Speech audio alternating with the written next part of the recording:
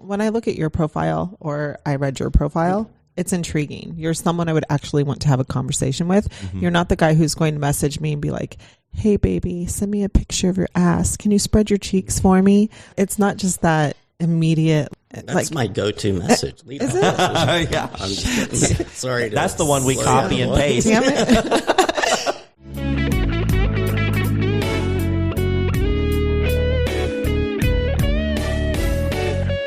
Welcome to Secrets of a Sugar Daddy.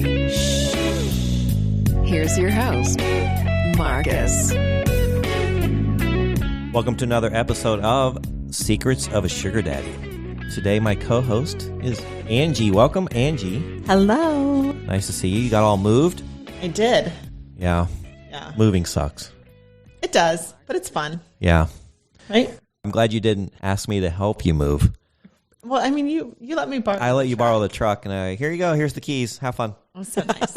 No, I would have helped, but moving is not my favorite thing to do. Is it anyone's? I know, right? No. Well, glad you're all set up in your new place. Yeah. And now you have more time to be on the podcast. Yes, finally. Yeah. We had to schedule kind of around your move, but we have a really good episode coming up next week that you're gonna have fun with. I'm excited. Yeah, I'm excited to have you guys. But for this episode, we've got a really interesting guest today. We've got another live sugar daddy, and just talked with him briefly before the show, and I think this is going to be a fantastic episode in itself. So welcome, Daniel. Thank you very much. Good to Hi, be here. Daniel. Yeah, thanks for being brave and coming on the podcast.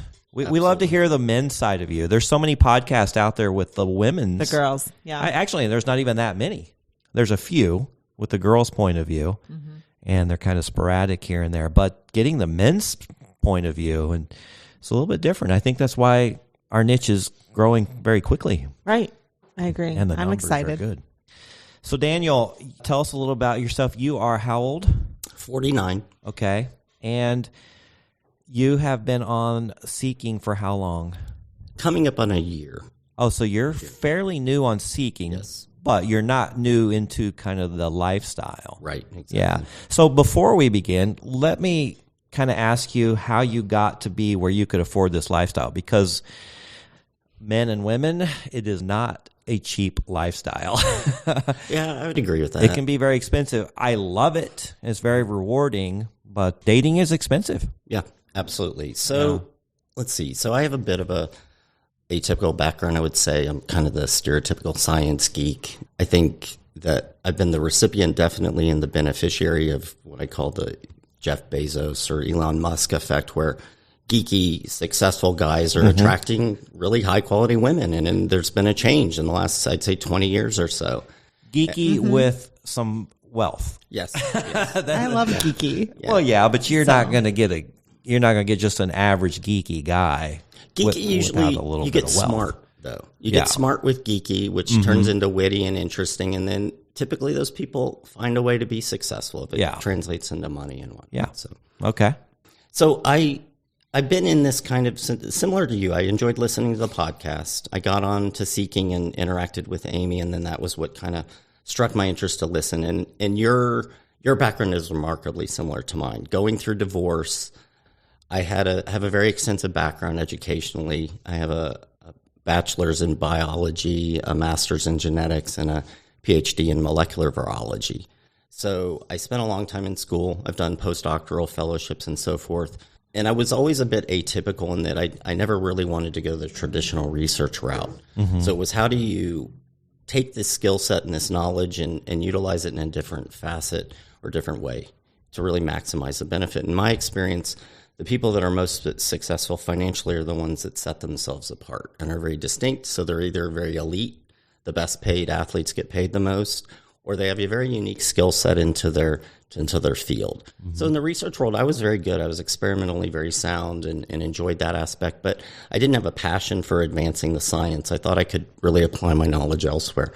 So I came across, I was doing this postdoctoral position in a heart research lab, and the guy I was working with had more energy than anybody I've ever known. And I've always been an extremely hard worker. That's really what I attribute most of my success to, is just the willingness to sit down and do the hard work.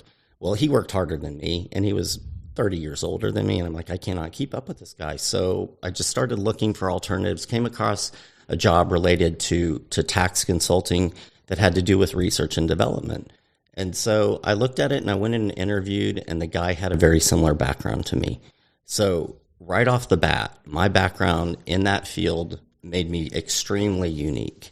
So it being extremely unique in that field, I was able to exploit and leverage that knowledge and my background and expertise, as was the company, because they could build me out at a very high rate, having a PhD molecular biologist on staff. So I used that. Eventually, I transitioned into my own company and started doing independent consulting and having more control. That was definitely where the money started picking up in that side. That was after 2 divorces. So, a divorce is a big deal for a guy. Yeah. You really are starting over. Right. And so I've started over a few times. A couple of times I've been divorced. And that was the big thing, is me doing it on my own, taking that step, which getting at the reason I got the PhD was I thought it was a stable thing for my family. Yeah. But what you found was you could only make so much money working for somebody else. Exactly. And even Angie owns her own business, and she does much better as her own boss, as I do. Right. Absolutely. So I think that's an important key to take away from Daniel's, where he finally found success. Yep. Even with all the education, you're still only paid so much. Yep, exactly. You have to find a niche. Yeah. And I was doing better than my peers because of my unique skills, but, I really was limited to how high I could go. So when I branched out on my own, and then at that point, I really started embracing a lot of my background in investing. My dad, I used to sit at the kitchen table with him on Saturdays, looking at the business section, reading stocks and stuff. I was like 6 years old, and people now it's all on the internet, but you had to go by ticker by ticker. Oh yes, and I remember. and stuff. And so I was good at math, and I could put it all together really fast. So he liked teaching me, and I learned a lot, and I really got into that, and I was very successful in that, doing that in my 20s while I was in graduate school. Got divorced and got away from it, and so then I had to kind of rebuild the nest egg. COVID hit, and that definitely hit my background. My background's in coronavirus research. So there aren't many niches that are better for me than that. Oh, wow. Who knew coronavirus would be such a boom? Yes, exactly. And it was an interesting topic at the time, and I knew it had a lot of broad applications, but who would have thought globally? So I lucked into that, really. I knew, because I had historical knowledge of past pandemics, how it would play out, where things would benefit. And so I leveraged that. So you could kind of see the future. To some degree. I did very well investment-wise playing that knowledge. I was off in some areas, but I would say 90+%. I was dead on. Things that happened, I didn't think vaccines would get politicized and things. So that affected it. But so it's using that knowledge. And then that enabled me to diversify my portfolio. And once I could diversify my portfolio, I could really leverage making money, and I could mitigate risk, and I could get into other areas like cryptocurrencies and all these other things, real estate. I think people should have their hands in a lot of this. How do you feel about the metaverse? I think it's where it's headed. Absolutely. Yeah. If you've ever, I have a virtual. Are you a Cosmos guy? I do own Cosmos. I do. See, now you guys are talking out way above my head. I do. I'm a simple. I mean, I was going to go in on the virology, but Crypto's honestly much more interesting to me. I think it's a hotter area. All right, so let's get into, now that we know a little bit about your background, let's get into the good juicy stuff. Dating. Yeah. Dating after divorce. But now you were married 2 times. 2 times. Why did that not work out so for the you? first one was to my college girlfriend, probably the first true love of my life, probably maybe the only real one, if I'm totally objective and honest. And that was, again, when I started the PhD, I thought, I'm doing this for my family. This is a stable thing. And it absolutely would have been had I stuck with it. But at the same time, I was working 120 hours, and when people say that, I don't think people truly appreciate how much that is. I would go into the lab at like 4:30 and I'd get home at midnight. I get 6 days a week. Yes. I was working 7, 108 hours a week in the restaurant business when we were opening up restaurants, and I counted them, and it was 108. Yeah. People have no idea. When I got down to 60 hours a week, I didn't know what to do with all my free Exactly. time. right. Yeah. Like I felt guilty. I know. Exactly. I had too much free time on my hands.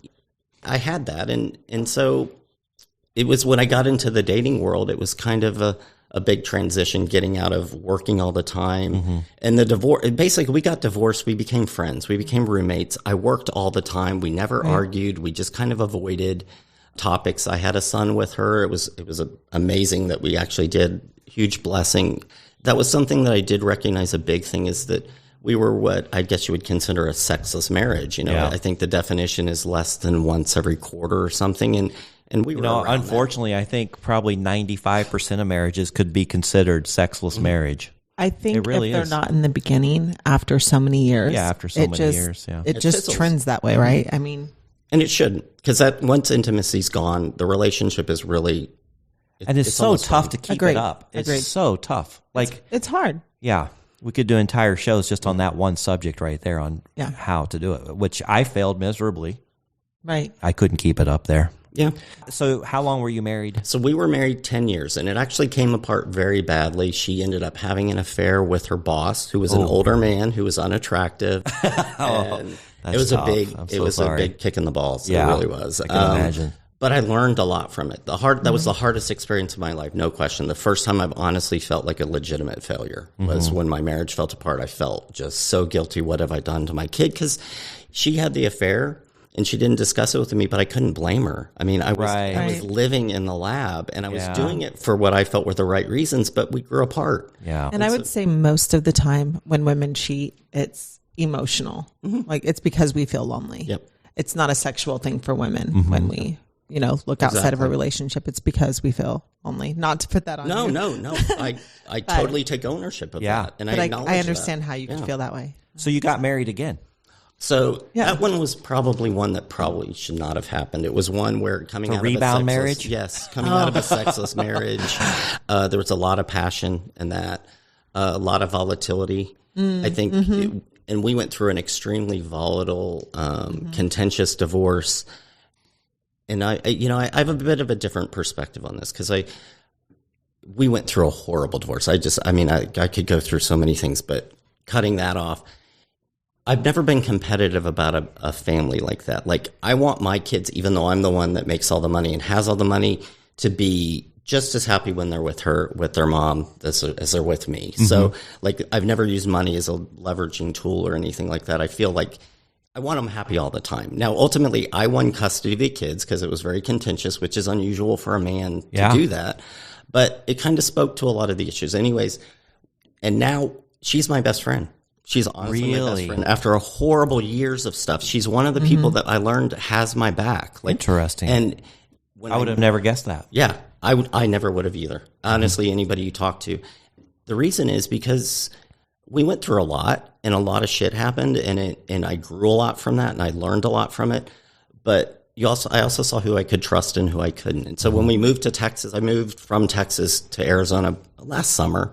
And she moved with me. And so we're currently, because I was in the midst of building a house and so forth, we were living in the same house. Nothing romantic or anything, but I had like my little dorm room in this rental house while the other house is being built. And, we squashed a lot of things and we co-parented very, very well. And so that was the bad one. And after that, I kind of went wild. That's when I got into that. Okay, so you went wild. How old were you at this point? 35. 35. So you've been married twice, divorced twice. Now it's time to date again. And you're thinking, I'm not very good at this. Exactly. And very humbling. Very humbling. So what happened? Where did you go? How did you manage?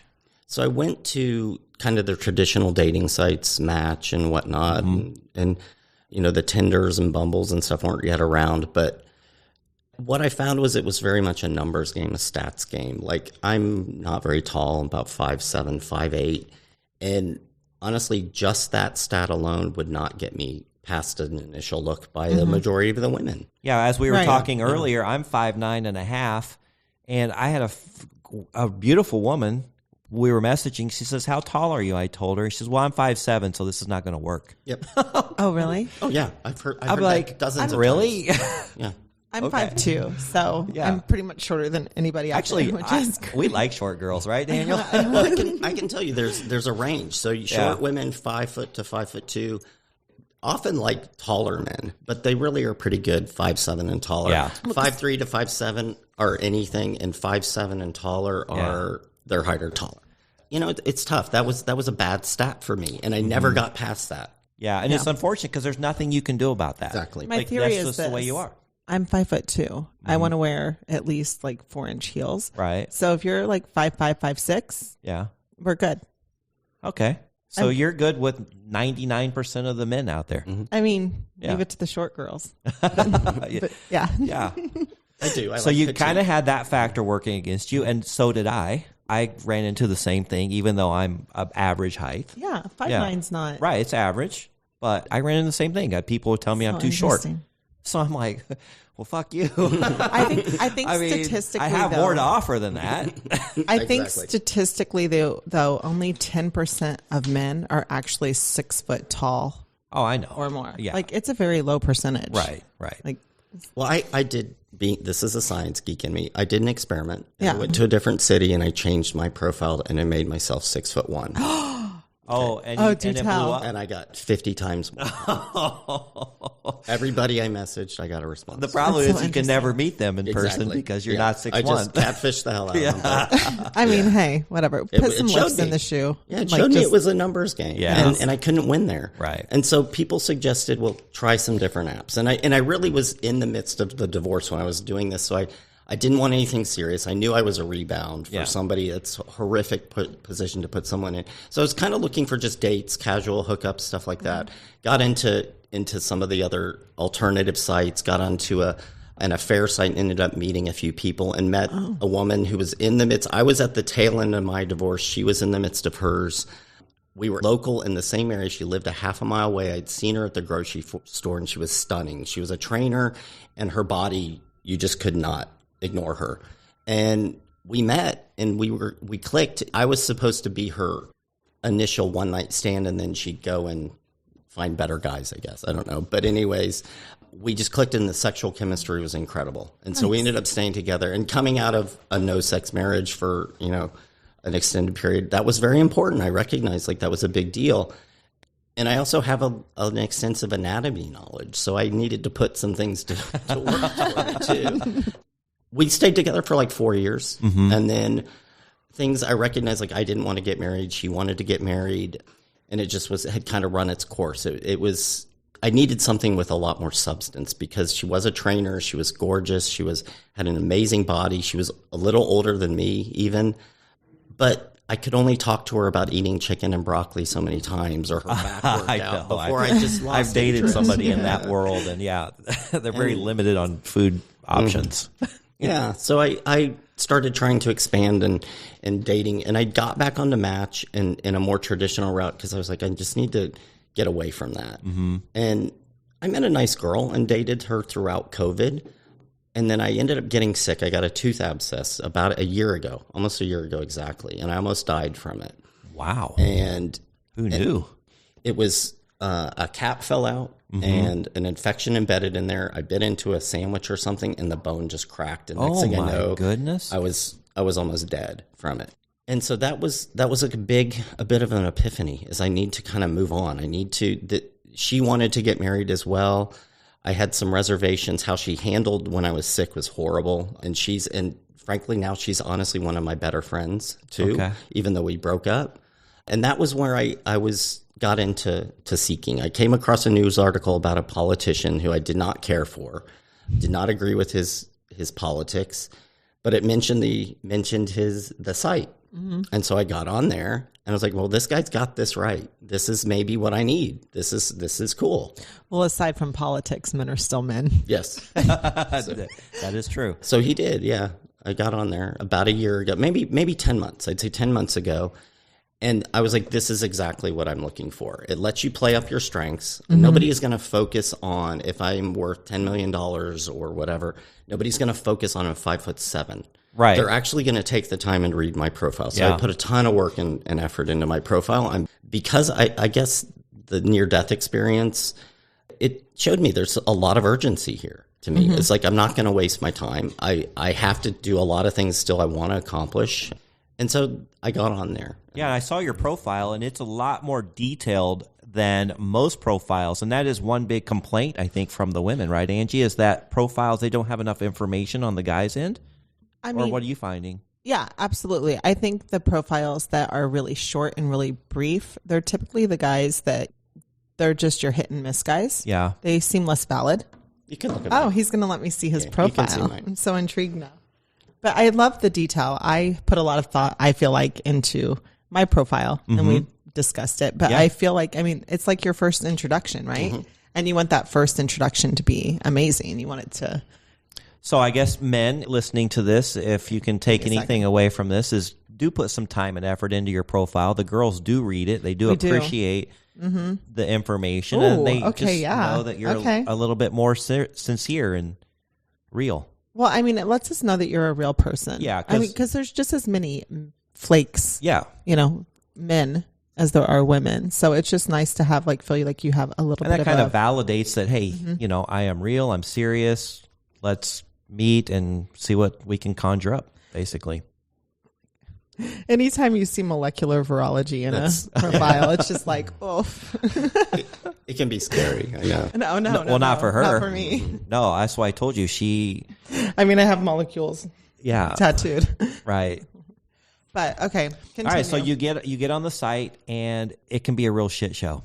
Yes. Yeah, but I really liked it. Well, yeah, but It's a beautiful shit show. Yeah, the challenge for me was I was in the midst of relocating from Texas to Arizona, so it would be probably a few months. But I would be going back and forth for work, and then also some land stuff I was doing.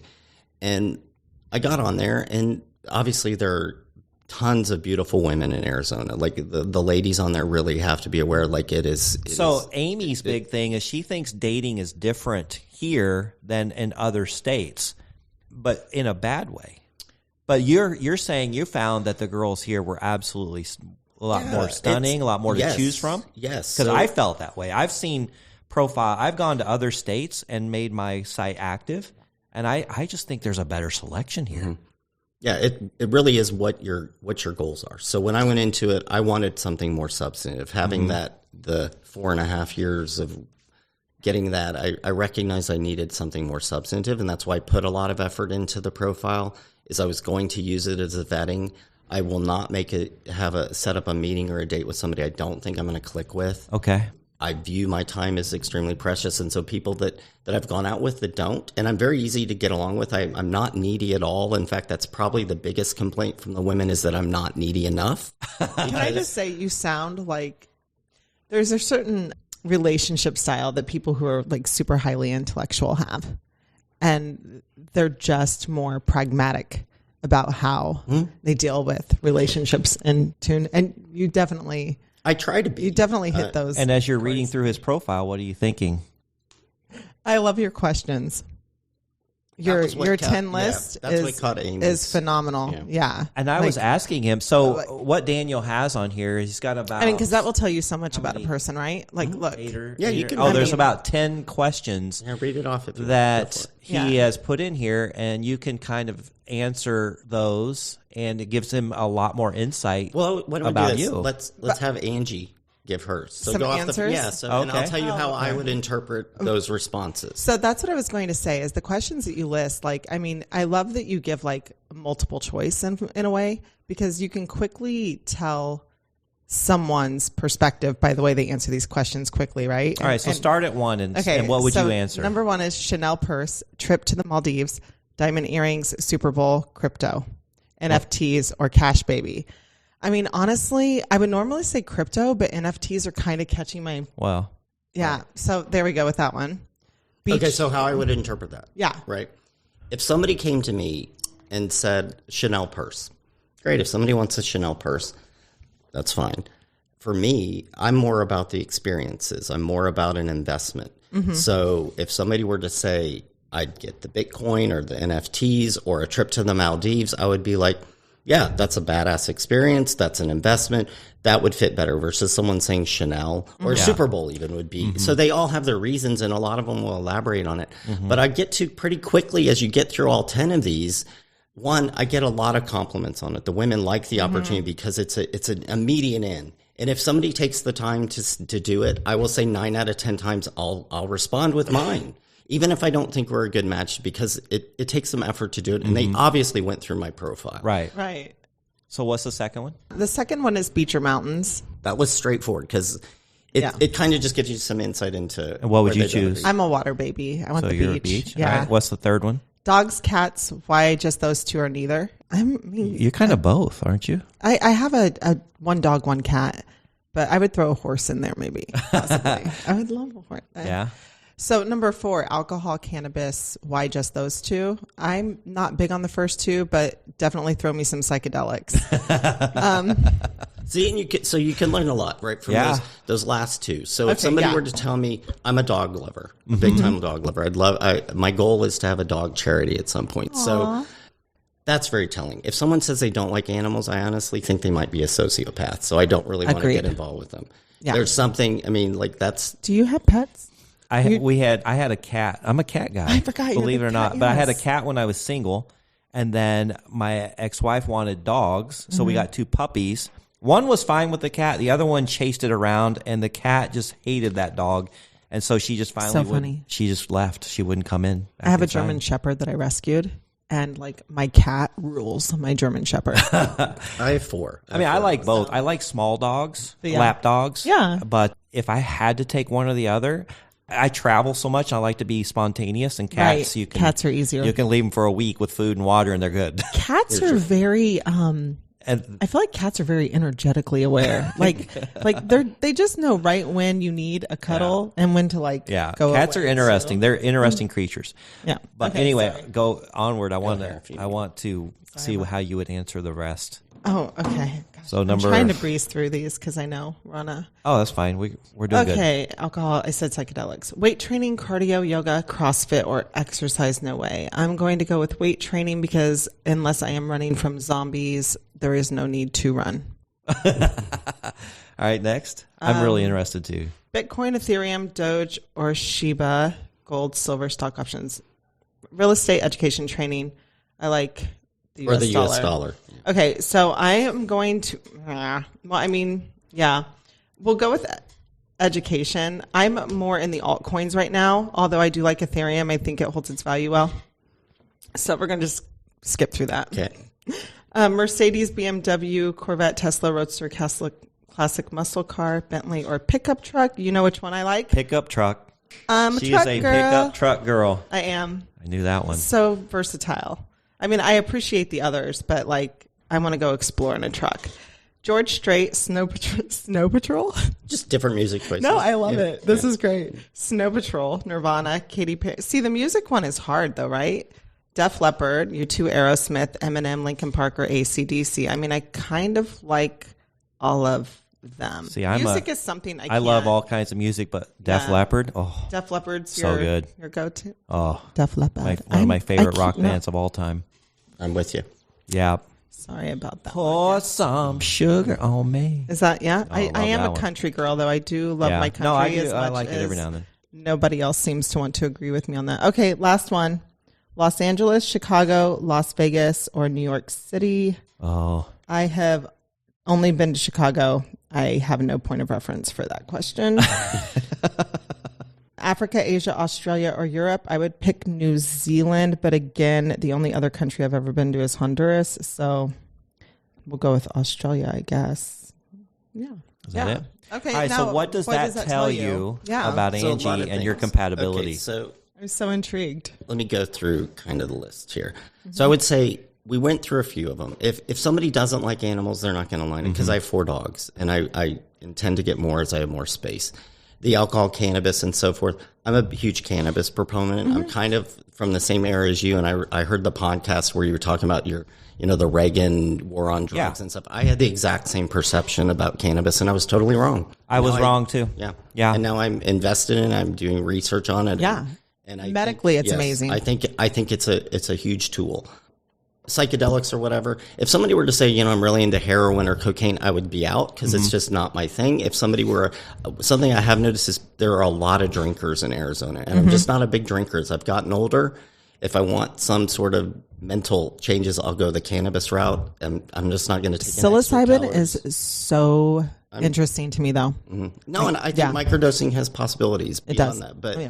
I'm not a big drinker.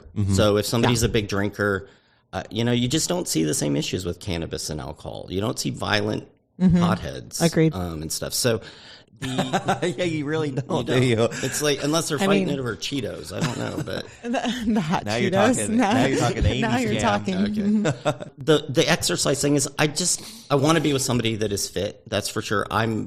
Dad bought it out, but I've also been sick. I almost died. So I give myself That's a fair. little bit of Yeah. leeway there. I'm into weight training and hiking, and I love Arizona for that. So So you're not similar, running just- from I'm not a anything other runner. than I zombies. hate running just like you. Yes. I'm not Yeah. into it. I used to, and then the investment question is just really, are they into it? Because I really do love the idea of mentoring somebody, teaching them investing. That was something that actually I've gotten the most bang for the buck or from this is teaching people that, because women unfortunately aren't taught it. They really aren't. I think that's one thing that we don't talk a whole lot about, is that what I have found with men on the site is, I mean, as much as they can do the PPMs or the pay for this or the whatever, like you love this too. Like, men really do love to mentor. Yeah, we you guys just like to feel like you're adding true Especially if value they're listening to our and lives. they want to. Yeah, we If it's Like, discussed you that want to before the help show. us more than just monetarily. Like, it like I almost like it better than the whole sexual part, because the sexual part is quick and there's sometimes there's pressure there, and it's hot and sweaty. It's fun, get me, but I actually enjoy mentoring somebody that's moldable, that's somebody that'll listen, and somebody Right. that has a lot of desire and drive to become a better person. And I think Daniel's in the same boat. Absolutely. If someone will listen to that and take it to heart, actually, my goal would be to try to mentor and help somebody to the point where they've reached their goals and they're totally self-sufficient, independent, and they still want to be with me. At that point, then I probably found the right person. Yeah. So you have to be patient, you have to be committed, you have to be dedicated, and you have to diversify. And so that's a huge thing that I've gained. It's helped me. Actually, if you want to really understand something, you have to be able to teach it. Right. And so I've gotten into the altcoin stuff and really how do you leverage some of these things and minimize risk. The first woman, the model, I mean, we have some of the most compelling conversations about investments.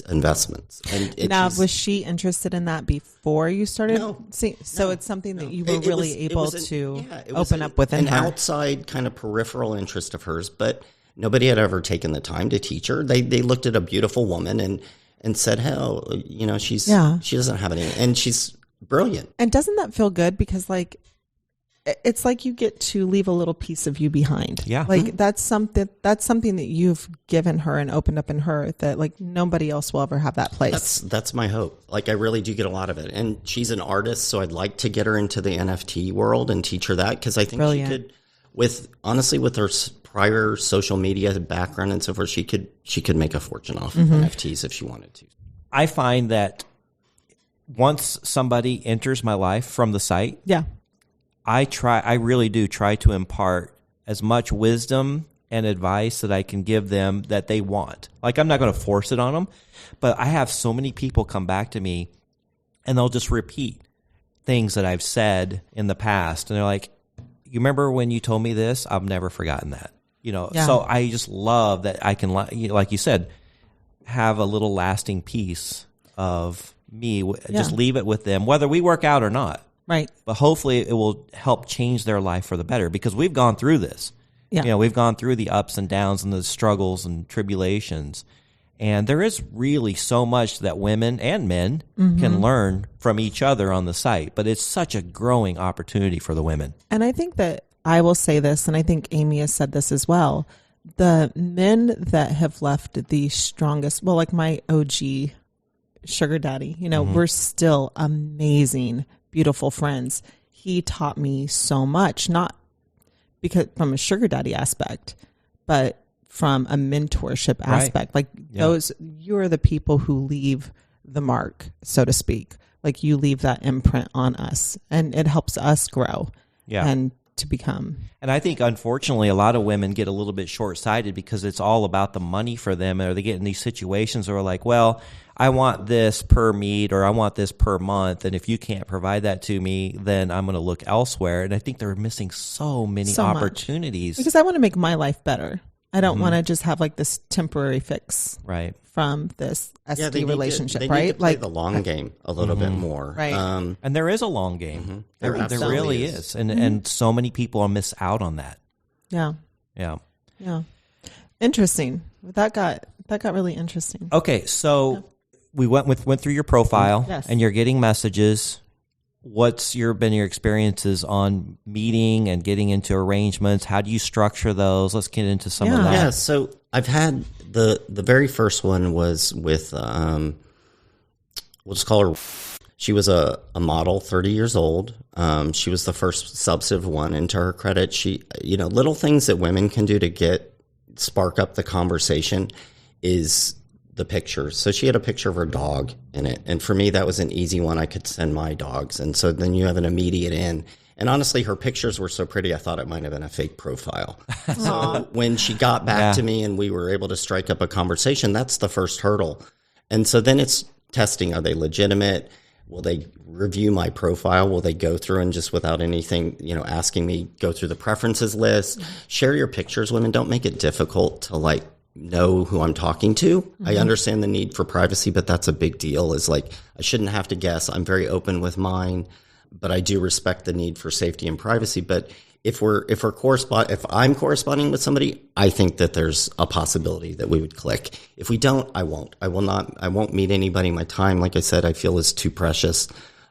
Women can certainly do certain things to engage me and get it. Confidence, assertiveness in a lot of instances. A guy, and I don't want to speak for you, but me personally, I can get hung up in work all the time and be perfectly content and do very well. But if I have somebody pinging me saying, hey, you want to go out and do something? Yes, it's good. It's better for me to do that and not be working these massive long hours, that diversion. Yeah. I'm a much better employer. I'm a much better worker. I'm a much better father, all the other aspects. So when I got on and met the first one, we had never had any discussions of money. In fact, it was not about money. It was really just she wanted somebody smart or interesting that would respect her. And I think the one thing was that when we met, I don't know, I've always kind of dated out of my league. I'm an average looking guy, but, I'm patient, I guess. And I've dated attractive women and I don't get swayed by it. I can have a conversation with a beautiful woman and focus on what we're talking about. And that leaves a big impression versus if a woman has nice boobs and the guy's just looking at her chest the whole time, They know what you're thinking. And I took her very seriously and I actually found we have incredibly different backgrounds. She's the farthest thing from a science geek. She was a world-class model. And honestly, to her credit, she got a little older and recognized where the industry was going. She didn't want to get it. She didn't want to keep going down that path. She made a very courageous move and got out of it. I respected it immensely. She was witty. We could talk about all kinds of things. And so money never came up. And so then when the mentoring came in and we started doing investing stuff, I would just send her crypto. When I'd do a purchase, I'd send her some and so I built up her portfolio. And by the time it was really, a few months, she had a lot of money in there. Anytime she needed something, she'd say, oh yeah, I'm looking at buying this projector to do drawings. And I'd just get it and send it to her. So that made me feel good. She was receptive. She was not about the money. She was, like I say, playing the long game. She really did. She played it perfectly. And I don't think that was her intention. It's just genuinely who she was. But she was not after the pay-per-meet money and so forth. And I see that, but that's not the right arrangement for me. And I saw each other for several months, and she was in a different state. And so that was some complexity, but she was moving to Arizona as well around the same time. So what we would do is I'd set up trips to Vegas. We were pretty limited on travel and stuff, and I'd always get her, I always get a separate room for the woman I'm with as well, or a 2-bedroom suite, so they have their space and their privacy and whatnot. Even if they don't use it, it's just I think it's a proper consideration. I want them comfortable. And so we did trips and hit it off, but there was never a discussion on money. And then I would say about 5-6 months ago, I got another kind of health kick in the balls, and I got a bad blood test that made it look like I might have prostate cancer. And my dad passed away very unexpectedly 3 years ago from prostate cancer. And at that time, I was getting really close. Being in different locations and stuff, it made intimacy and establishing intimacy more challenging. And that was something that we never really got to revisit. And I don't know if you've ever seen the movie Deadpool, but when Deadpool gets diagnosed with cancer, he doesn't want to take his girlfriend through it. Like that's a horrible experience, especially only somebody I've known a few months. So I was very, very guarded, and eventually I actually broke it off. And I said, I did not want to put her through that. And I told nobody about it. And I went through all these chemotherapies and stuff. And at some point she warned me that she was probably going to just purge her contacts because she has a lot of stalkers and so forth. And I got purged. And I was a wreck because I was like, I thought I was such a good influence for her. Right. But at the same time, I had also just dumped her. Right. So from her perspective, well, and she didn't know why. She had no clue why. So I was sick. Her She had perspective nothing. was probably and I actually said a few things like, I'll find somebody else to take care of my girlfriend needs. Like that was a low blow. Ouch. And it was shitty. It was legitimately shitty, but it was, and so I did not begrudge her, and I tried to put myself in her shoes, and I worked so hard to try to get in touch with her after I got purged, even like doing some creative things. And eventually she had enough of a Reddit modeling presence that she has her own Reddit stuff. And people started posting some crappy stuff about her. And then somebody put some really explicit private things on there and were trying to sell it. And I intervened, and I was like I called a lawyer to try to look into cyberbullying on her behalf and so forth. But anyways, I posted some things defending her because I had nothing but great experiences with her. She's brilliant. Honestly, that's something I respected, is that people see her looks, and I don't think they ever gave her credit. And I was able to sit there and talk to her almost to the extreme of like this gorgeous, beautiful woman that when she would get dressed up for dinner, little girls would walk by and say, "Who's the princess mommy?" And you're like, holy shit. I mean, like, and she was not like that at all. We would have the most in-depth, real conversations. And I've never found that anywhere else in a sugar daddy site. She didn't care about the money. And then I went the other way. And so after we broke up, I was lonely, but I was sick. So I did get back on there and kind of play around and mess around a little bit, but nothing serious. I saw somebody one time, and she was interested in more of a monthly allowance. That kind of threw me for a loop, because I was going from no formal anything to she wanted to quit her job, and I would be the only financial resource. And that made me a little nervous, especially being sick. Geez, I don't want to be, I have kids. I don't want to be another one's sole resource. Don't you think part of the draw of the sugar daddy website or seeking arrangements is that you as a man you have that responsibility, but you don't have that responsibility? Is that mutual, I take care of me, you take care of you kind of thing. So if you become responsible for somebody, if they say, hey, I'm going to quit my job and I'm depending on you, that kind of negates the sugar daddy, sugar baby relationship to a degree. We like the no pressure of the site, and that puts pressure now on this whole relationship. Right, exactly. And the amount didn't faze me. It was reasonable. It was the pressure. It was really, especially with what was going on. So I think I said that. I said, I'm very direct and honest, and I don't want any disillusions about what's going on. And I said, frankly, the taking on that full responsibility makes me nervous. And I left it at that. And I got just a kind of a snide text back. It's like, and I could tell something was wrong. Next thing I know, I got ghosted by her. So probably a good thing. Okay, that was for the best. And then I came across, I was on there a little bit, and, I do get a lot of attention. I don't understand it because it's very unusual. Maybe the population of... You know what? It's I nice think it's for your guys. profile. Is it? I mean, it's actually interesting. Well, it's nice for guys like him and I to get attention. I mean, because I could not get that attention on any other sites. Well, here's the thing. When I look at your profile, or I read your profile, it's intriguing. You're someone I would actually want to have a conversation with. You're not the guy who's going to message me and be like, hey, baby, send me a picture of your ass. Can you spread your cheeks for me? It's not just that immediate. That's my go-to message. Is it? Yeah. I'm just kidding. Sorry. That's the one we copy and paste. Damn it. He makes fun of me because I'm like, stop copying and pasting your introduction. But there's a little bit of substance there. So we feel like you're real people that we could have a real conversation with. And there's a lot of value to that for us as women, other than just that. Because, as many girls as you see on the site that are just like, hey, give me this amount of money and I'll do this. There's just as many guys that are really vulgar assholes. Oh yeah. Which, Well, there's fine for them. something for everyone, and Right, that's no, what yeah, we talk good for about that them. often. I Is mean- that the range of what people are looking for is very wide, And everybody you can find what you they're can looking find for. what you're looking Like, for. which is absolutely wonderful. Daniel and I are very similar in what we're looking for, and everything that he's talking about, I completely understand. Is because we're looking for substance. I'm a bit of a sapiosexual. I can tell that he is too. You are too, Angie, and I think you even put It's that in your my profile. right? Yeah. So I value the conversation. I value a more complete experience. It's not just a sexual, And it might be thing age for me. based. I mean, because we are all just a little bit, older, especially for me as a woman on the site, So, I mean, part of it might just be, when I was younger, I had a different, probably. I don't know. I felt kind of like I enjoyed that part from when I was in my 30s and 40s. Yeah. I felt like that part was missing from my marriage. Of Because course, we couldn't sit there and have a But conversation. a lot of the about women on the investing site and are in their things. 20s. Like, we have some really pretty young girls on the site here because that of was- ASU and. That was my third experience, was actually with a younger one that was outside of my preferred range. How was it?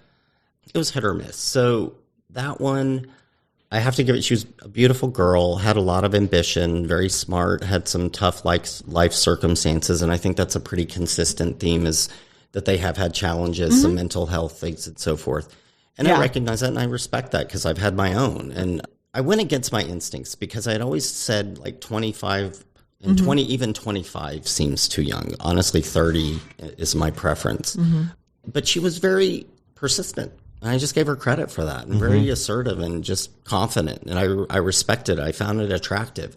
And so she kind of put me to task and said, well, why don't we do this? And I had some busy stuff and I couldn't really get away to do it. And I just said, well, I'm going to Vegas. Do you want to go? Because I had a trip already scheduled. She ended up going, that was our first meet. Oh, wow. Was a trip to Vegas. And she had her own room and stuff. And we hung out and she was mature. That was my concern, is maturity. But it's not just, like I said, the short game. Somebody can be mature in a short dose of time. But when you start looking at, expand that out. Okay, well, I'm not into clubs. I really like to talk to people. I like to hear them. Right? You can't Like, talk that's to a big anybody thing. I at gotta a hear. club. I gotta hear them. It's very difficult. And I find that much more engaging than loud music and so. So I think she was still in that stage. She didn't really have a true appreciation for the value of time. Like one time I made a trip for arrangements for us to get away for the weekend. And I took a day off and I said, well, when should I come and get you? And it was like 9:00. And she said, how about 7 p.m.? And I was like, are you kidding? I took the day off. Well, I don't think they do the math. Like if somebody makes $1 million a year, that's like $2,700 of lost income, right? Or something, if you extrapolate it out. And I'm like, I just gave up my day. And so she didn't respect that. That bothered me. And then we're not in the same mindset all the time. And I kind of ended that one. I just recognized like that wouldn't work. But I'm still friends with her. I think she's a good, great person with some potential. And then my most recent experience was, she had put me to, well, I want to feel anticipated, right? That was the challenge. And I had gotten some Phoenix Open Skybox tickets, and I thought that was a pretty cool getaway and stuff. I was there. It was an amazing experience. Okay, so I had 16th hole. I thought it was pretty cool. The final day, too, the Sunday. Right? Is that the one the hole in one? Yeah. It was on the 16th hole, right? It was it's a huge party for people that are listening throughout the world. Yeah. It's the biggest party in the world that weekend. It was right here in Arizona. And it's wild. I've been before, but not on the 16th hole, which was supposed to be the cool one. So I thought that was pretty cool. I got the tickets specifically, and I asked first because she relocated to Arizona. She actually made it here.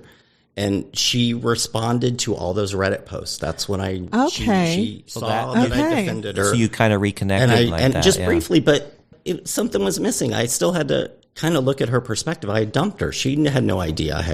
I really had strong feelings. Yeah, that wall was up. Yeah. So she was just kind of still a bit nonchalant, and she ghosted me on the invite. So then I asked the younger girl, and I said, and she was the one that said the anticipation comment. And I was like, okay, I think this is a pretty cool one. So, and she had never been. Well, then I messaged her that day, like Thursday, which was when the tournament started. And she had gone to the Phoenix Open and the 16th hole of Skybox with somebody else. And I was like, wow, you just cut my legs out. So I was like, wow, this just shows you we're just not on the same mindset. Let's do something else some other time, but that. And so then I went back to seeking.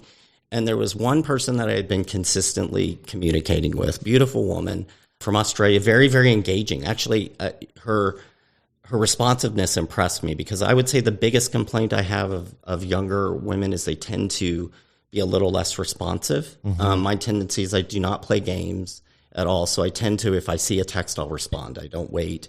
I tend to also probably operate, I think irritates people, but more in text message mode because I can multitask and it's not obtrusive. So I can text, get a response. So they tend, if they go like several days without responding, you're not a high priority anyway. Right? So I made arrangements to take this beautiful Australian girl there to the Phoenix Open, but she would not commit because she was in the process of a move and I was as well. So we know how that goes. Yeah, it's not fun. It's a lot of work. and she said, but she'd let me know on Saturday before definitively. So she committed and we left it okay. She would text me Sunday morning to go to the Open. Well, next thing you know, it's like 10 o'clock. The tee time started at like 9:30, I think. Yeah. Right. And I hadn't heard from her. And I said, hey, I'm going out there. I'm going to head out there and just do my thing. And, I hope you're okay. And next thing you know, I get a text from her. Oh, I'm sorry. I was up late. I'm hungover. And I was just like, are you kidding me? Like, this was just the worst experience in a week. Yeah. Right. And that made me rethink. Then I interacted kind of with Amy. She's had her things and stuff. And that's our co-host. Yeah. And she's lovely, by the way. Yeah. I like her. She's very engaging. She would have been definitely somebody I would have probably met legitimately. It's hard to get me to go out, but I would have. Actually, out of the blue, contacted me. We ended up spending the weekend at the tattoo convention, and I got a tattoo, and she got some ink, and we kind of rekindled things. Oh, that's fantastic. Fabulous. Yeah, it was really amazing weekend. Like, I got to just kind of say, like, explain, like, tell her, my mindset when I had the cancer stuff was not legit. It didn't really, and we kind of squashed some stuff. So good. We're kind of hopefully restarting that a little bit. Because I never really wanted it to end. I wanted to see where it would go. Yeah. But. Well, that's good. Well, one thing that we all go through on the site is we have our share of what the fuck stories. Have you had any other experiences where you're like, I can't believe this just happened? Yeah, I've had a few through the years. It's been pretty tempered, I would say, on seeking. It's been pretty good. I'm pretty good at filtering. The overtness and directness is astonishing. Like, some woman just flat out offered, oh, hey, I'll meet up a couple times a week, $400 a week, and as many blowjobs as you want. And like, that's a nice offer, not bad. But it's pretty good value, I guess. She claimed to be very good. So that kind of surprised me. Do you have her number? It's just I do. I'll give it to you. I'm just kidding. And I have been badly catfished. Badly catfished. Yes. On one. Tell us about that one. Oh, my gosh. So this was the very first date after divorce. Met online, set it up. It was a much longer drive out to meet her than anticipated. I show up, and she was easily 150 pounds heavier than she said. That's a lot. I asked her, I inquired, I said, how old were the pictures? And she said, before my son was born. Oh. And her son was 10. Okay. Wow. Women, don't do that. Yay. Please don't do that. And men don't do it either. No, please. Men and women. Yes. I mean, we hear it on both sides. Yeah. I got catfished really bad by a girl who used somebody else's picture. Which like entirely different picture. Entirely a different picture. And it was of two girls, very good looking, Scottsdale party mode girls, looked like a lot of fun. And I show up and she's like, she wasn't heavier. She was actually lighter. She was about 95 pounds and about 5'1" and really mousy, like a really squeaky high voice. Oh. And I just was not attracted to her at all. And then she says, oh, yeah, those pictures aren't me. And I'm thinking, I don't have the balls to be that fake. Like, What's the point? or the interest, right? Like, I don't. And then we got into the discussion. I said, well, how's it been going? Because I can't be rude and just leave. I'm going to at least have a drink or two and just talk to her. Maybe something good will come out of this. But I said, how's it been going on the site? She was like, well, I have dinner with guys and then they never call me back. Oh, and I look straight at her. I go, because you're catfishing them. You cannot be using somebody else's photos. Yeah, I was annoyed at that point. Well, yeah. Like, you're not getting it. You cannot use a really good-looking girl's picture and then come be somebody else. Now, if you want to use an uglier photo and surprise them and come, and you're like, wow, you're much better in person than your photos, we're okay with that. So I have a friend, and he's a guy, and he's been on SA, right? I kind of walked him through how to get on SA and that kind of thing. And he had a girl show up to his house once, and she did not look like her pictures. And he was instantly like, no, this isn't going to work. But he was like, but she was so sweet, and I felt bad. Right. So he had a conversation with her, and he's like, well, why would you present yourself this way if you are clearly this? Like, and Right. she's like, well, I kind of bet on the fact that men are desperate. So by the time I get there, they're already this invested. Like, she's serious though. So I know she's serious. And I mean, I guess it works. But so he paid her to clean his house instead, and he left. I'm not kidding. True story. He gave her $150. He's like, well, I really, you're not my type. He's like, but I understand you need the money. He's like, if you want to clean my house, I guess, like, that they worked it out. Oh, that's funny. But I mean, she basically just hedged her. Yeah. She hedged her bets on the fact that the man would just be like, well, you're here. I guess that is one strategy, but it's not a highly effective strategy. So I don't know. Not my thing, but it happens, right? All right. Well, Daniel, we are about to wrap it up. I want to have you give some parting advice to men who are thinking about doing this, and maybe to some of the women that are thinking about doing this, or are maybe how they can find a gentleman of your caliber, because I think you have a lot to offer. Your income is fantastic. I mean, that helps with the 5'7" part. 5'8". Sure. They get past that really quickly. It does. It helps. But you're also very intelligent, and I think that all of a sudden now you don't see height and you don't even see wealth as much, as the intelligence part really comes out, and I think people can appreciate that. But what would be some advice you could give men to find some success on the site? I think the site offers everything that anybody would want. If you're interested in a more superficial pay-per-meet type of thing, you can certainly find that. If you're interested in something more substantive, I'm a great example of you can. And actually, I found tons of amazing women that I would love to. It just happens I'm not one to date multiple people, honestly, romantically. I stick to one. I feel like I'm a much better partner. They'll get more out of it with me if I'm not diluting it and stuff. So I would say put a lot of time. My thing would be put a lot of time into your profile if you're really serious about it. Take time in looking at the women that you're getting into there as well. If the women don't put a lot of time into their profile, I think you're going to probably find out that they're probably not going to put a lot of time into the relationship or effort into it. Yeah. They're probably not playing the long game. They're looking at short-term, just immediate things. And I would say women, the same thing is play the long game. If you look at like what it would take to find a guy that makes $1 million a year and earn that yourself, and you can live that lifestyle by hooking on with somebody that's good and you guys hit it off. I know so many guys that would love that. That's what they're looking for. And so don't just think of it as what can I extract out of this as quickly as possible. Think about like long term. If I benefit and you're along for the ride, I guarantee you're going to benefit immensely as well. So women need to do the same thing. Put some things in there. Put some things that will help trigger conversations. That's the biggest thing, is like somebody may sound really intriguing or beautiful or whatnot, but if I don't have an in, it's going to go nowhere. And so that's like, if you're into dogs, put a dog picture up or something that I can just latch on and start a conversation. Yep. I feel like I have a plethora in my profile, and if they're interested, they can latch onto any of them. And I really do take it seriously, and it's very rare for me to just ignore them. But along those lines, if they're not set apart, I'm not going to waste my time either and take it away. So, well, I really appreciate you coming in today. Yeah. It's a fantastic meeting. It's the first time we've met. Yep. I appreciate you connecting with Amy and going through her profile. I know she's kind of got the podcast in there.